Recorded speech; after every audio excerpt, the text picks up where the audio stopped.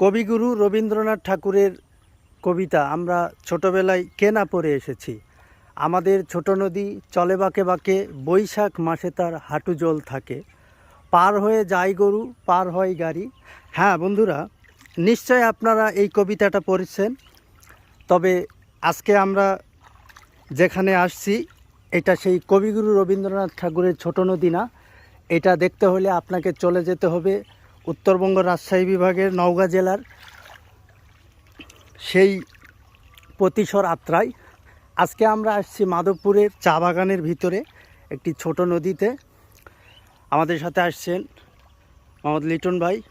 এই যে উনি সেই, এখানে সাদা বালু নাই, লাল বালু, বালু যেটাই হোক চিকচিক করছে। পরন্ত বিকেলে সূর্যের ঝিলমিলিতে সে হেঁটে বেড়াচ্ছে হালকা হালকা ঘোলা পানির মাঝে। সামনে একটু গর্ত এবড়ে থেবড়ে। এই যে দেখেন, আপনারা দেখেন, এই যে পানি, বালু।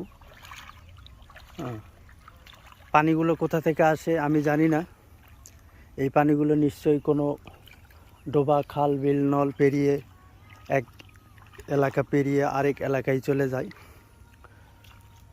তো আপনারা আসবেন, এই জায়গাগুলো দেখবেন, প্রকৃতির সুন্দর অপার দৃশ্যগুলো কি সুন্দরভাবে আল্লাহ তাআলা আমাদেরকে দেখার জন্য নিখুঁতভাবে তৈরি করে দিয়েছেন।